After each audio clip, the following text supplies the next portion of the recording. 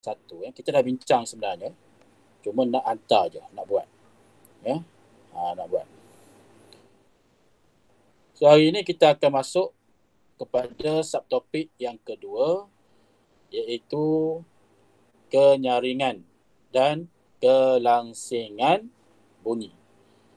Kenyaringan dan kelangsingan bunyi. Nyaring dan langsing.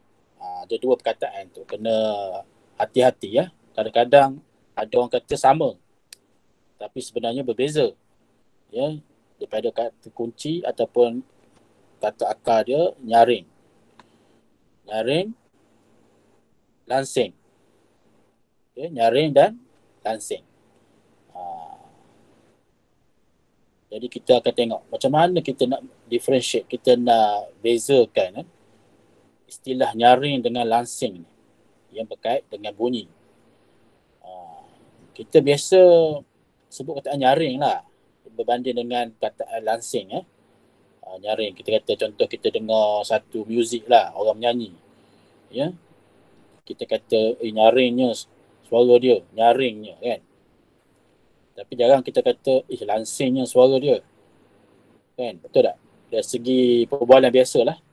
Kita sendiri pun tidak familiar dengan perkataan langsing. Langsing ni biasa kita guna untuk yang kita guna dalam perbualan kita mungkin pada fizikal orang lah. Kan? Pinggang orang tu langsing. Contoh dah. Kita kata ke seseorang tu, langsingnya pinggangnya. Contoh kita kan. Betul tak? Tapi untuk bunyi, kita tidak menggunakan kata langsing. Tapi sebenarnya istilah langsing tu adalah istilah yang biasa untuk bunyi. Dan kita kena biasakan lah. So dalam subtopik 10.2 ni ada empat objektif dia lah. Objektif pembelajaran yang perlu ataupun dipanggil sekarang ni standard pembelajaran lah. Yang pertama tu awak kena tahulah. Yang pertama kita tengok. Yang pertama ni kita panggil standard standard pembelajaran. Ataupun mungkin apa yang awak nak capai. Apa yang nak awak capai dalam subtopik ni. Kita akan tengok dia punya kriteria kejayaan lah. Kriteria kejayaan. Iaitu yang pertama, awak dapat menerangkan frekuensi. Mana murid dapat menerangkan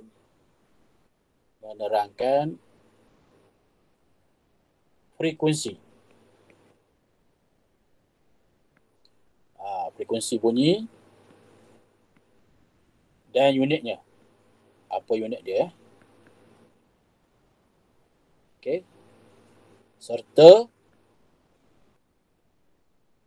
amplitude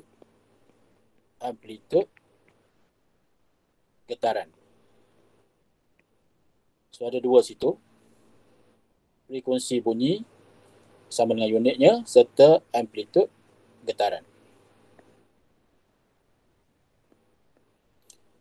Yang kedua, sasarannya ataupun kriteria kejayaan yang perlu dicapai oleh murid, iaitu awak dapat menghubung-kaitkan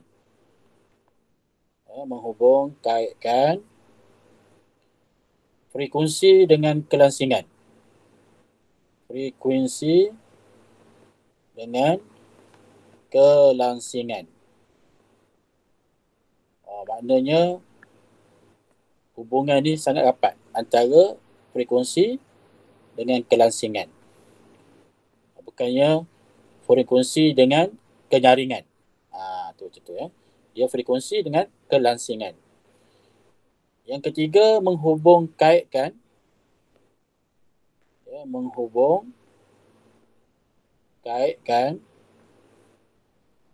amplitude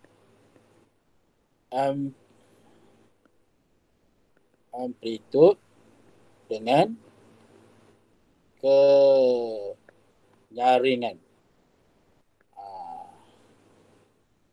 Amplitude dengan kenyaringan. Dan yang keempat, menjelaskan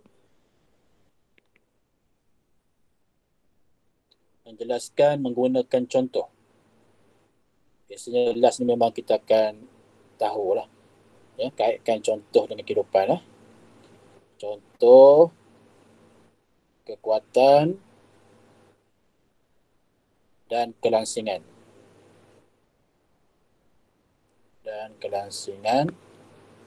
Menggunakan alatan muzik. Siapa yang selalu main alat muzik ni dia tahulah. Ya. Siapa yang main alat muzik di kelas kita ni? Cik Jazwan dengan siapa seorang lagi? Ini contoh. Siapa seorang lagi ya yang main alat muzik? Cik Jazwan, awak main piano kan? Betul? Ya. Okey, seorang lagi siapa? Ya. Jaja pun main piano juga kan? Okey. Jadi kena dengan awak lah ni. Sesuai ya.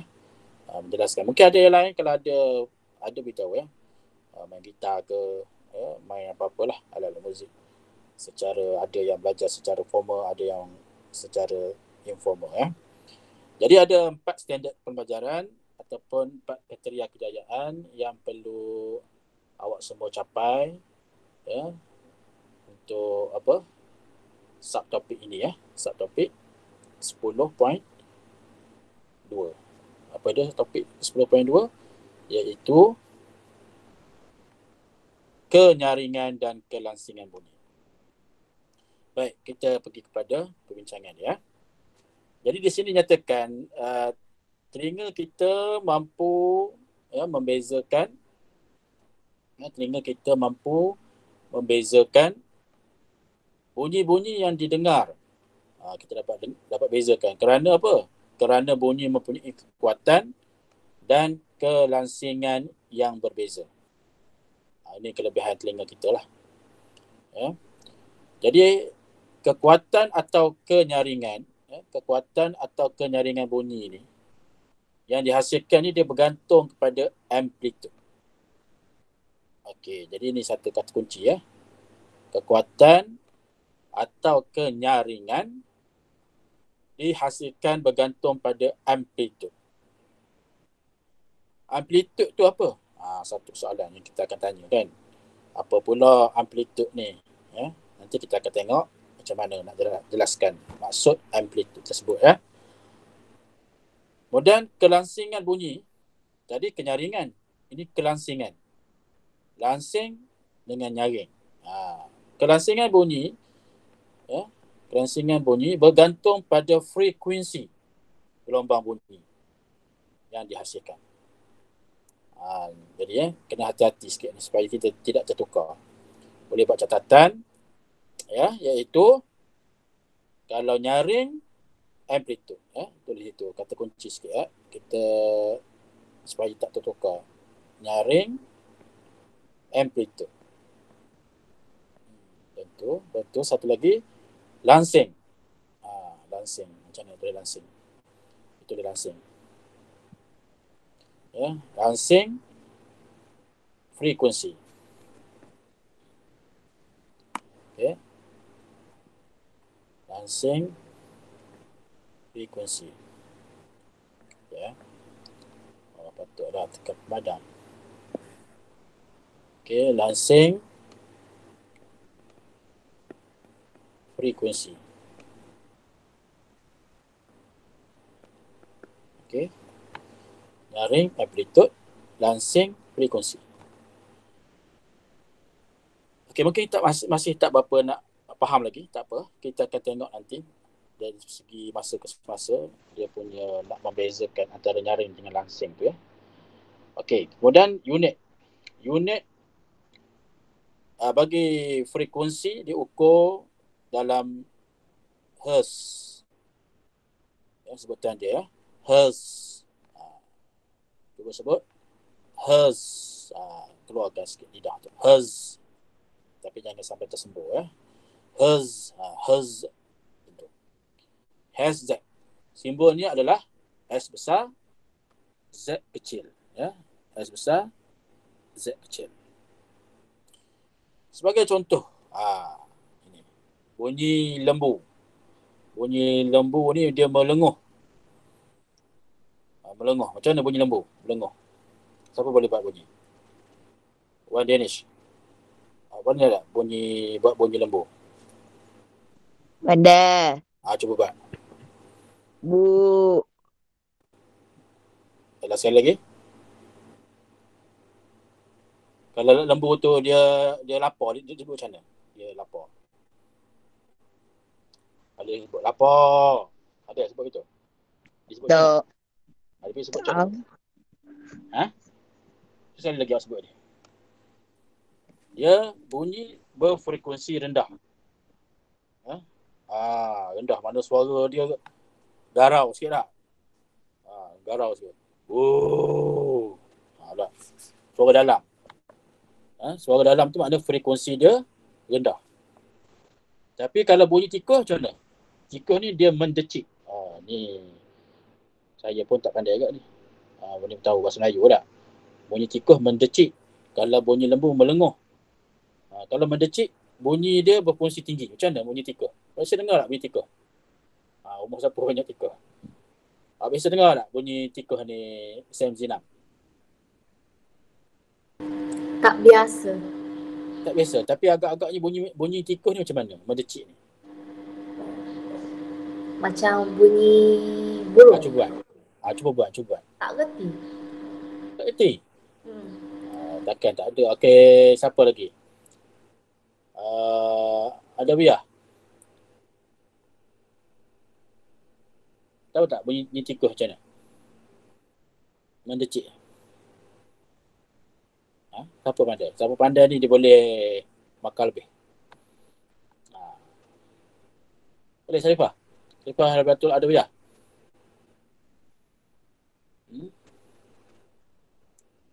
Tak tahu? Tak tahu cikgu. Yang lelaki? Yang lelaki siapa cuba? Syakirin. Macam mana bunyi tikus ni Syakirin?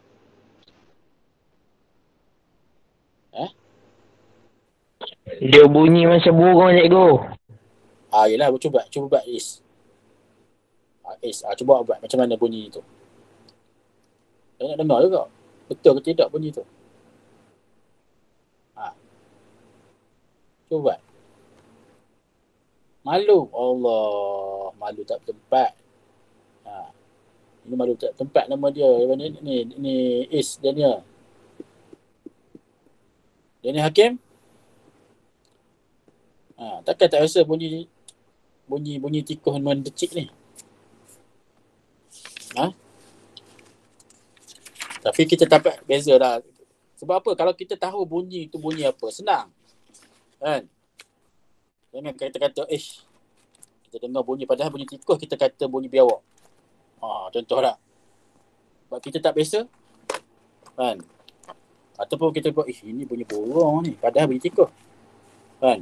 Maknanya rumah kita ni banyak tikus. Banyak tikus, maknanya kena pasang lah perangkap. Macam tu je lah. Tapi kita bukan nak cerita pasal perangkap tu. Tapi nak ceritanya bahawa setiap daripada bunyi yang kita dengar tu, dia ada frekuensi dia. Ada haiwan yang mengeluarkan bunyi berfrekuensi rendah. Seperti lembu. Dia guna suara dalam. Suara dalam kan. Suara perut orang kata. Tapi kalau tikus, dia cik. Macam mana bunyinya? Cik. Dia bunyi. Bunyi pun tak apa bunyi. Tapi dia bunyi kecil lah. Dia bunyi halus itu. Itu frekuensi. Sebab bila sebut frekuensi, dia berkaitan dengan lansing. Kelansingan. Jadi nak senang nak ingat, lansing ni kita bayang macam nipis, kecil, macam tu. Itu lansing. Kurus. Tapi kalau nyaring ni dari segi tinggi. Suara yang nyaring. Macam mana? Kalau orang menyanyi suara nyaring ni, orang nyanyi apa? Yang awak tahu tak? Apakah jenis nyanyian yang menggunakan suara yang tinggi? Tahu tak? Siapa boleh? Biasa luar negara lah. Di negara-negara seperti Sepanyol, Mexico ni dia terkenal lah dengan nyanyian tu. Apa nama dia? penyanyi macam mana tu? Siapa tahu?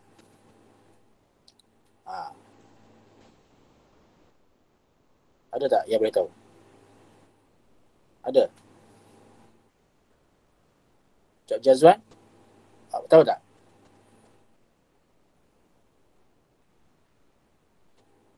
Tahu ke tak tahu? Opera. Opera tak sangat lah. Dia start dengan huruf S. Sop apa? Sop SOP orang apa? Tak tahu Sopra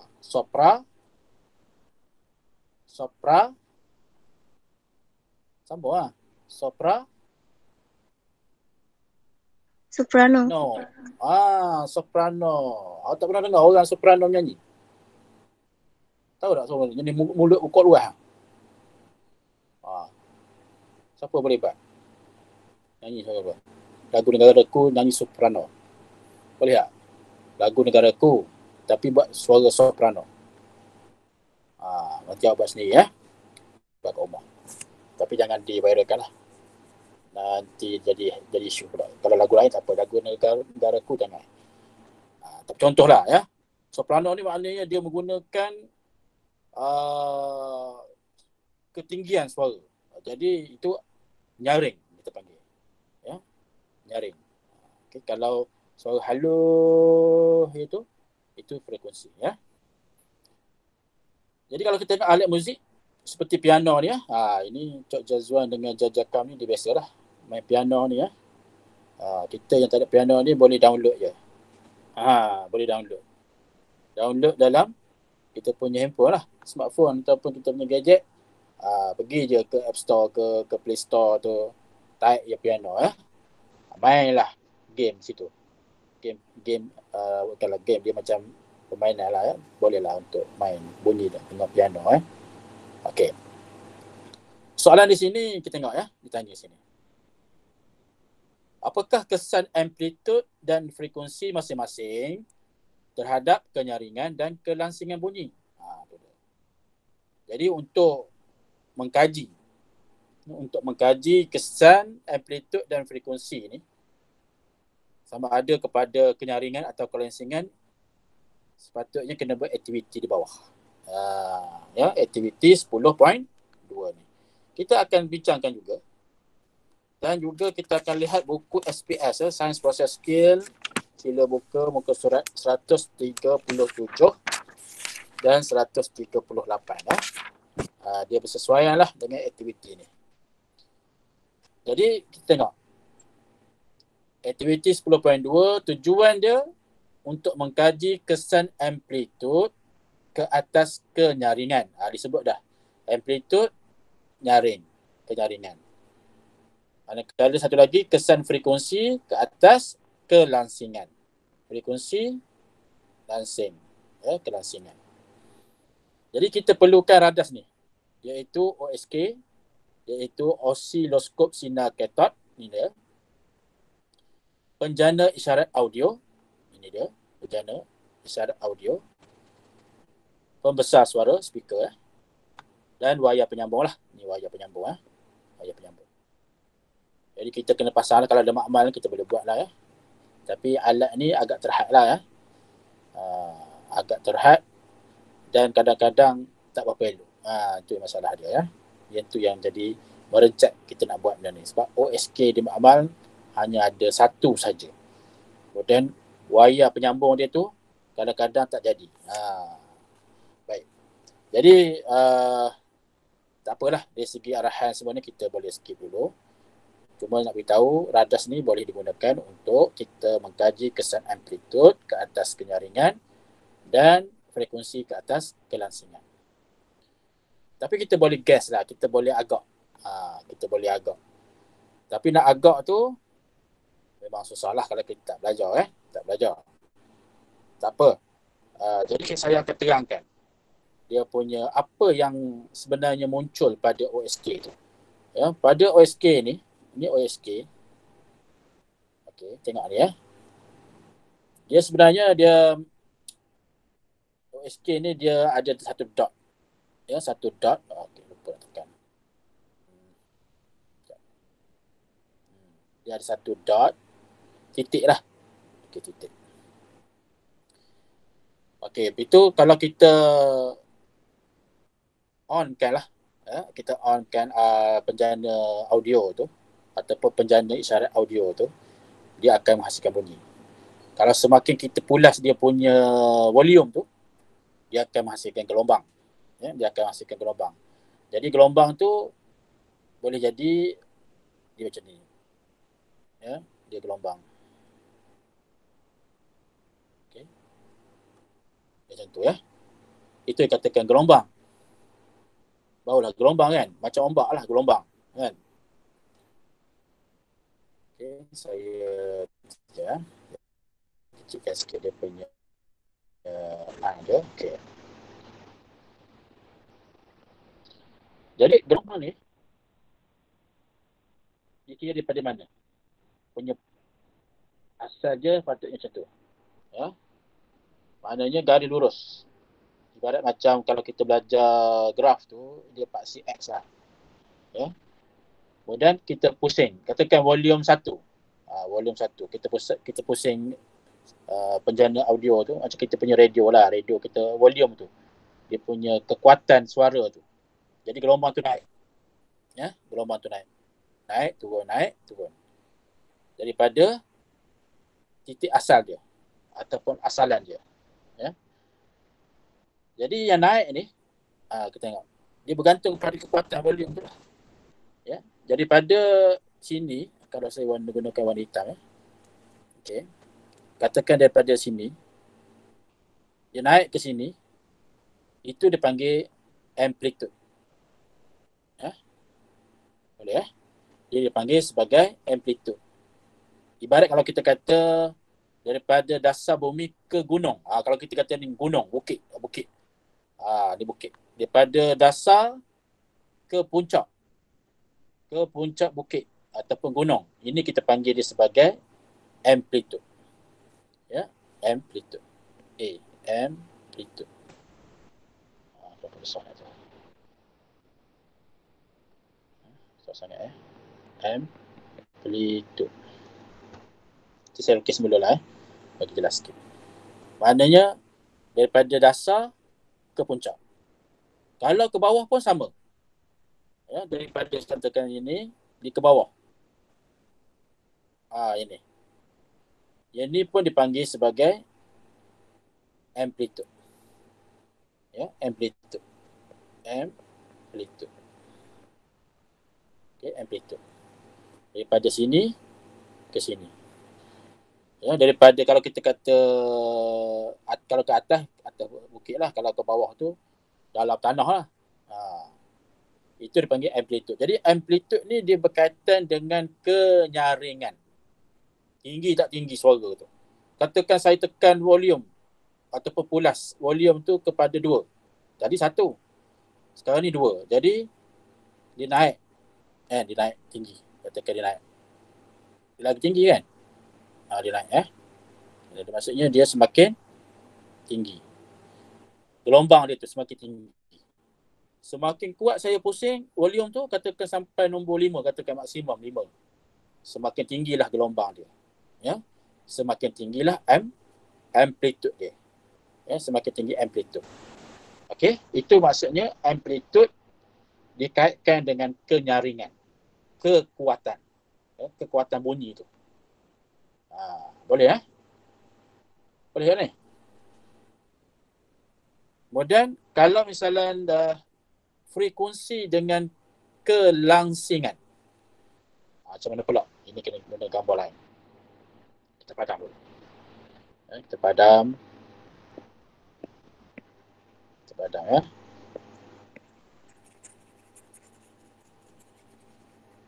Okey. Sekarang ni kita tengok macam mana frekuensi dengan kelangsing. Tadi ingat langsing tu kurus ya. Jadi langsing tak langsing ni kita tengok dari segi ini. Dia tu. Tengok gelombang dia tu. Kecil-kecil. Ya. Okey. Tekan asal dia sini. Asalan dia. Jadi kalau kita tengok antara gelombang dia ni, antara satu gelombang, katakan ni satu gelombang, dia rapat-rapat kan. Dia punya gelombang tu. Dia rapat-rapat. Ya, kalau kita suka kat tangan tu macam ni lah ibarat dia. Dia rapat.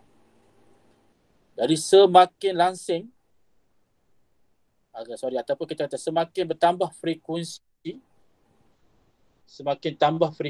bunyi, semakin langsing ataupun semakin bertambah kelangsingan bunyi. Maknanya langsing itu semakin kecil lah. Katakan kita nak bandingkan ni dengan yang ni. Ni jauh sikit.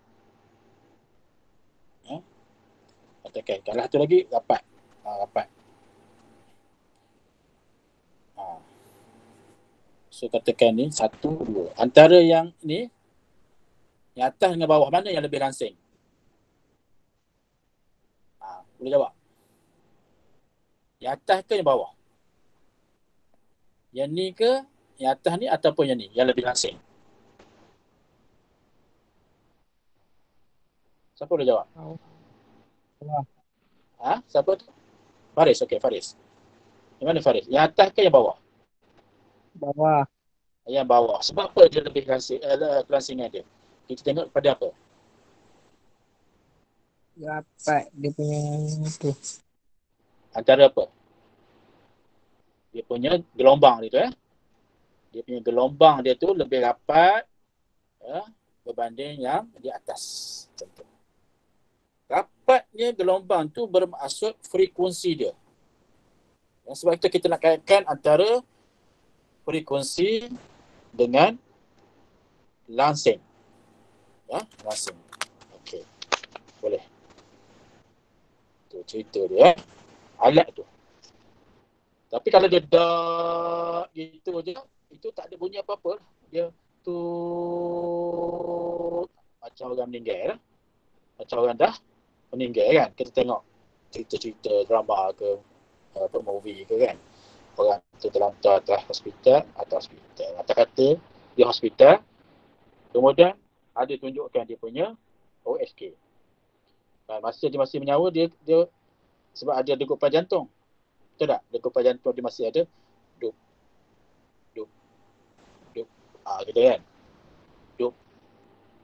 Macam tu. Kalau dia cergas sikit, dup. Betul tak? Bunyi dup, dia akan menghasilkan sama ada dia punya amplitude ataupun dia punya frekuensi. Okay. Amplitude untuk nyaring, frekuensi untuk langsing. Ingat tu ya. Senang je. Okey. Selesai. Itu kita tengok. Next page. Kalau ada soalan, boleh bukakan. Jadi ada persoalan dimukakan di situ dalam latihan tersebut. Jadi apakah kesimpulan yang dapat dibuat tentang kesan amplitude ke atas kenyaringan? Siapa nak cuba? Apa kesan amplitude ke atas kenyaringan? Berdasarkan pada apa yang saya jelaskan tadi, apa dia punya kesan amplitude kepada kenyaringan? Biasanya kita guna kataan semakin-semakin lah. Siapa nak cuba? Ada volunteer nak cuba? Siapa-siapa boleh cuba? Ada tak?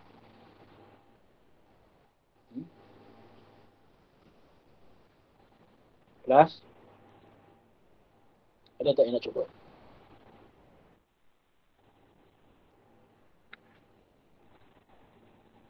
Ada ke?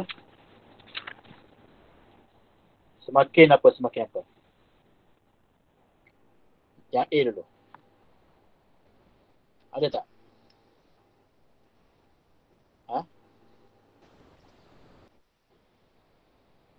Semua on-cam kamera boleh tak?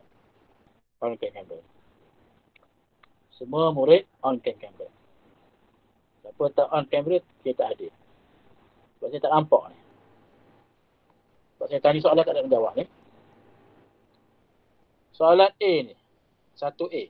Apakah kesimpulan yang dapat dibuat tentang kesan amplitude ke atas kenyaringan? Siapa nak cuba? Saya cikgu.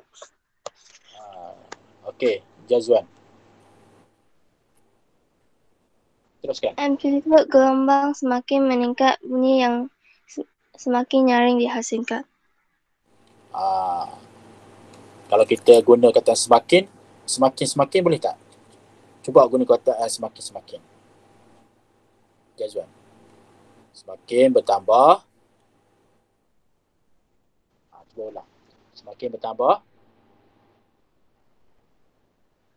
Semakin bertambah amplitude gelombang, semakin nyaring bunyi dihasilkan. Okey, semakin bertambah kenyaringan. Ya? Contoh je.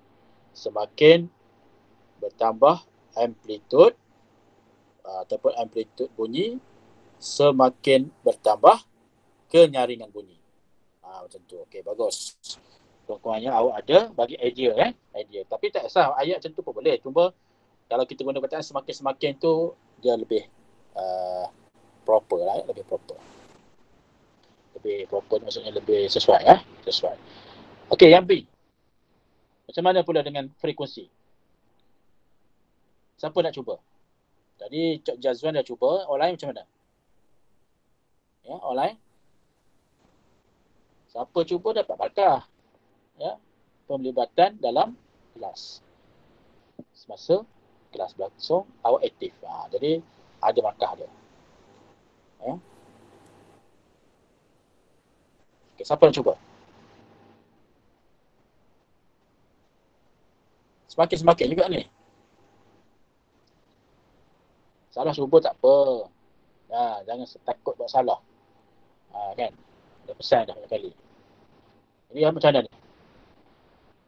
Semakin. Saya cikgu. Okey, Jian. Semakin rapat frekuensi gelombang, semakin semakin langsing bunyi yang dihasilkan. Okey, langsing bunyi dihasilkan. Okey, tak apa, bagus. Itu cubaan yang baik. Kalau kita menggunakan semakin-semakin, senang saja ya, cuba tengok.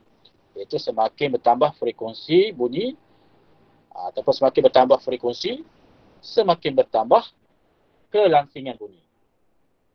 Boleh? Senang ya. Semakin bertambah frekuensi, semakin bertambah kelangsingan bunyi. Okey, itu yang pertama. Yang kedua, jelaskan perkaitan antara peningkatan amplitude dengan perubahan pada bunyi yang dihasilkan dengan merujuk kepada tenaga getaran. Ya. Jadi nombor 2 ni, dia lebih kurang je. Maknanya lebih kurang dengan soalan 1A tadi. Cuma kita kaitkan. Contoh kita kata semakin bertambah ataupun semakin meningkat amplitude, semakin bertambah perubahan, semakin ketara perubahan pada bunyi yang dihasilkan. Contoh macam tu lah. Maknanya dia lebih kurang. Tapi kita tengok pada soalan dia ya. Tengok kepada soalan dia. Sekarang ni disebut jelaskan perkaitan antara peningkatan amplitude dengan perubahan pada bunyi. Pada perubahan bunyi. Maknanya bila kita tahu amplitude ni dia berkaitan dengan kenyaringan. Ya, kenyaringan. Kenyaringan ni maksudnya kekuatan. Kekuatan kenyaringan. Nyaringan ni maknanya kekuatan. Makin kuat lah. Kekuatan tu. Kan? Okey, dia merujuk pada tenaga getaran. Getaran ni dari segi vibration dia. Dan yang ketiga tu, jika suatu objek menghasilkan getaran dengan amplitude dan frekuensi yang tinggi, apakah yang akan berlaku pada bunyi yang dihasilkan? Macam mana? Kalau amplitude dia berkaitan dengan nyaring, maknanya kenyaringan bertambah. Kalau frekuensi bertambah, maknanya dari segi kelangsingan bunyi pun bertambah. Macam tu je. Ya? Okey. Jadi berdasarkan kepada aktiviti tersebut, kita dapat meringkaskan hubungan antara kenyaringan dengan amplitud, ya, kenyaringan dengan amplitud, manakala satu lagi kelangsingan dengan frekuensi. Cuba tengok ni. Cuba tengok gambar 10.7. Ya, darjah 10.7. Itu kalau kita lihat sini, graf ni. Ni asal dia macam ni. Ya, asal dia. Graf ni dia tunjukkan amplitud melawan masa. Ya. Maksudnya dah ada amplitud dah ni. Ya. Kemudian kita tingkatkan kuasa output dia. Bila kita tingkatkan kuasa output, kita dapati graf ataupun gelombang dia ni meningkat. Jadi amplitud gelombang meningkat. Dia meningkat ni. Dia bertambah. Ya, jadi tinggi. Dia jadi tinggi. Ya, jadi tinggi. Ya, jadi tinggi. Jadi bila amplitud gelombang meningkat, bunyi yang nyaring dihasilkan. Ya, nyaring. Sebab amplitud kaitkan dengan nyaring. Kalau kita tingkatkan frekuensi, jadi frekuensi kita akan bertambah. Ya, bila frekuensi gelombang bertambah, bunyi akan semakin langsing, ya, ataupun bunyi yang langsing dihasilkan. Jadi itulah perkaitan di antara amplitud dengan nyaring, frekuensi dengan langsing. Boleh faham, ya? Nanti buat latihan muka surat 137. 137, ya, dan 138, ya. Yang tu nanti kena hantar pada saya.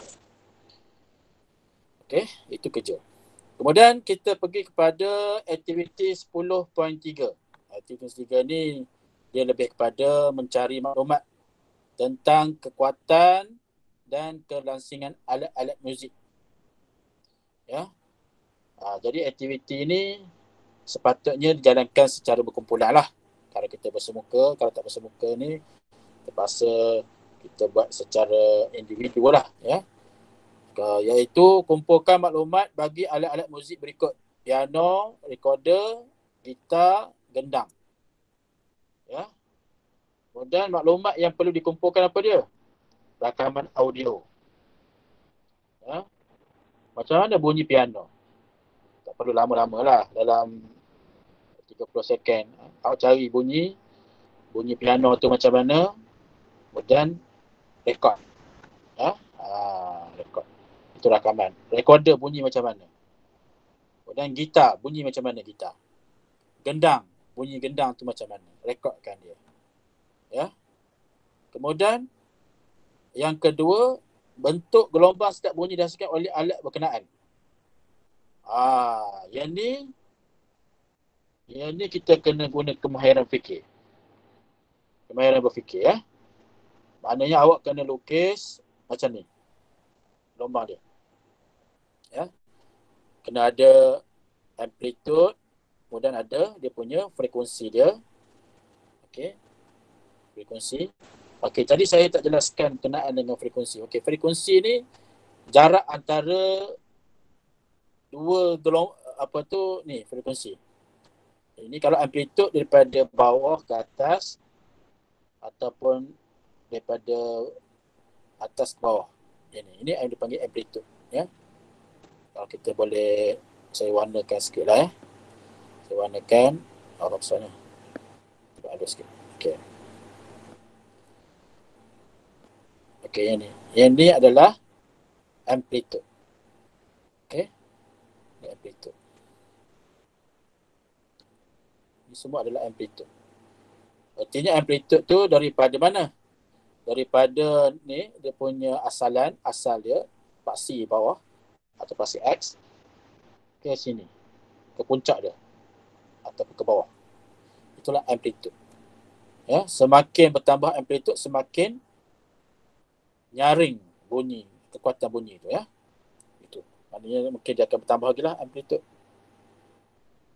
Amplitud dia semakin bertambah, ya. Itu contoh. Okey. Frekuensi ni pula bilangan gelombang dalam masa 1 saat. Ya. Berapa gelombang dihasilkan? 1, 2, kan? 3, 4, 5. Ya, boleh tak kira? Jadi frekuensi dia dalam masa 1 saat dihasilkan 5 gelombang. Kalau semakin banyak, semakin langsing lah dalam masa 1 saat. Katakan satu contoh. Graf yang sama tapi mungkin lebih rapat lagi. Dia rapat 1, 2, 3, 4, 5, 6, 7, 8. Kira. Kita kira. Katakan ada 10 gelombang. Jadi frekuensi dia lebih tinggi berbanding yang 4 ataupun yang 5 tadi. Okey, itu contoh. Jadi untuk yang B ni, bentuk gelombang setiap bunyi dihasilkan oleh awak boleh buat guess je. Guess. Tetapi sebenarnya dalam kita punya smartphone, kita ada satu aplikasi untuk detect bunyi. Betul tak? Awak tahu tak dalam phone kita ada boleh detect bunyi? Awak tahu tak watch memo? Apa dah ada tak ni? Awak nampak tak yang saya nak tunjukkan ni? Watch memo. Ni dalam contoh lah. Tapi bukanlah semestinya watch memo, tapi dia boleh detect suara. Boleh detect suara. Ya. Katakan saya buat demo lah. Saya nak bercakap ya. Saya pun tekan button merah ni. Tak boleh sebab saya tengah buat Google Meet ya. Tak boleh. Tak boleh. Dia tak bagi. Tapi katakan bukanlah di luar di luar awak boleh, dia akan nampak gelombang tu. Awak realize tak benda tu? Tahu tak? Tahu tak tentang perkara tersebut ya? Jadi awak boleh menggunakan, awak boleh rakam. Sana awak buat ya. Ni sebagai kerja ni. Kerja individu. Bukan kerja kumpulan ya. Kerja individu. Jadi maknanya piano, bunyi piano tu awak kemudian tengok macam mana rakaman tu. Okey. Kemudian buat perbandingan antara bentuk gelombang setiap alat muzik tu. Buat perbandingan. Perbandingan ni yang sama dan juga berbeza. Dari segi frekuensi, dari segi amplitude dia. Ya. Dari segi kelansingan dan juga kenyaringan. Okey. Nyaring dan kelansingan. Kemudian nanti saya nak tengok ya. Pada minggu depan lah. Bukan pada minggu depan pula. Pada hari Khamis lah. Hari Khamis ya. Sebab kita ni hari Selasa, hari Khamis dan ya. Hari Khamis ni saya nak tengok awak punya hasil tu. Ya, sila bentangkan. Tapi sebelum awak bentangkan tu, awak boleh tanya saya, boleh kalau dah siap boleh hantar ya, nak tanya sama ada betul ke tak betul, kaedah atau cara sebagainya ya. Jadi kita tengok pada hari Khamis nanti macam mana hasil awak ya. Okey, sila tandakan ya aktiviti 10.3. Aktiviti ni buat star sikit. Ya. Kerja kena buat. Kemudian kita tengok sikit lagi kesan Doppler. Ya, kesan Doppler ni dia lebih kepada untuk kelangsingan. Saya ulang sekali lagi ya. Kesan Doppler ni untuk kelangsingan ataupun frekuensi. Apakah itu kesan Doppler? Kesan Doppler ialah perubahan frekuensi ketara. Sebab tu ada perkataan frekuensi ya. Frekuensi ni kelangsingan lah kan. Yang disebabkan oleh punca dia pergerakan relatif sumber bunyi 1, pemerhati 2 ataupun kedua-duanya. Maknanya relatif ni maksudnya dia bandingkan. Ya, bandingkan. Dia nak bandingkan antara siapa? Antara sumber bunyi itu datang daripada mana dengan pemerhati. Sebagai contoh, kesan Doppler ni kita tengok bunyi ambulant. Katakanlah saya berdiri di sini, tak bergerak. Ya, saya berdiri depan ataupun tepi jalan kan. Kebetulan saya berada tepi jalan sebagai contohlah. Kemudian saya dengar bunyi ambulan tu jauh dah daripada sana, daripada katakan Pekan nak menuju ke Kuantan. Contoh kan. Jadi frekuensi bunyi siren yang dihasilkan oleh ambulan ni saya dapat dengar semakin hampir kepada saya semakin jelas. Semakin hampir kepada saya semakin jelas sebab dia menuju ke sini. Dia menuju ke saya. Bukan nak anggap saya lah. Dia maksudnya nak melintas jalan tu. Nak melepasi jalan tu. Jadi kalau kita perhatikan dari segi gelombang dia, sebenarnya semakin hampir kepada pemerhati, semakin bertambah frekuensi dia. Bila frekuensi semakin tambah, kita lukis macam ni. Lukisan dia. Dia rapat-rapat antara gelombang dia. Dalam masa 1 saat, dia menghasilkan banyak gelombang. Kemudian apabila dia meninggalkan saya, tanpa saya menggerakkan, mungkin saya paling je lah, saya pandang je. Dia pusingkan je. Tanpa saya bergerak. Bukan saya pergi ikut dia, pergi kejar dia. Tak boleh. Saya diam je. Bila semakin meninggalkan saya, kita tengok frekuensi dia semakin berkurang. Semakin berkurang frekuensi bermaksud semakin berkurang kelangsingan. Kelangsingan. Tu dia. Jadi dia meninggalkan. Sebab apa? Gelombang dia tu, dia punya bentuk gelombang ni, kalau kita perhatikan, dia semakin jauh. Dia macam tu.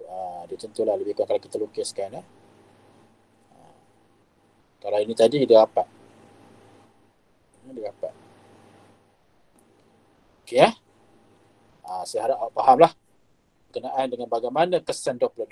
Kesan Doppler ni dia berkaitan dengan perubahan frekuensi ketara. Ini satu aktiviti di bawah, aktiviti 10.4 iaitu nak mengkaji kesan Doppler dengan menggunakan horn udara. Ini kalau ada lah.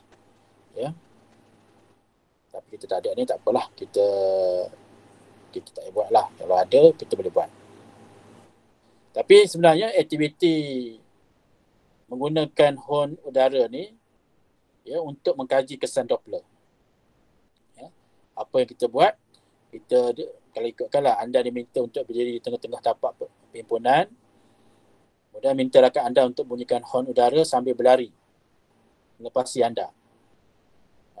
Tengok bunyi dia tu. Kita detect lah. Sebenarnya dia berbincang, semua ni berkaitan dengan kesan Doppler ni. Aktiviti ni aktiviti yang untuk mengkaji kesan Doppler tu sendiri. Kaji kesan. Baik. Nanti untuk buat yang ni, sila rujuk muka surat 139 buku SPS. Okey. Sila buat muka surat 139 untuk memahami lah kesan Doppler. Okey. Jadi satu lagi kerja yang awak kena buat iaitu muka surat 139. Okey. Kemudian tengok latihan informatif 10.2 yang terakhir. 1. Nyatakan satu perbezaan ciri pada getaran peti suara lelaki dan wanita. Yang dari segi apa? Kelangsingan ataupun kenyaringan.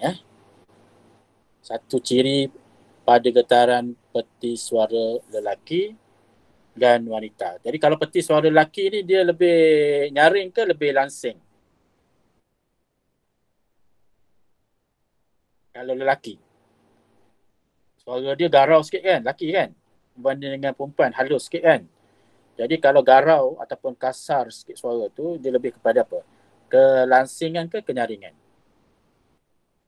Boleh respon tak? Nyaring cikgu. Kenyaringan. Okey, jadi maknanya kita cerita dengan lelaki kenyaringan. Kalau wanita, Kelangsingan. kelangsingan. Jadi macam mana kita nak jawab? Kalau lelaki macam mana?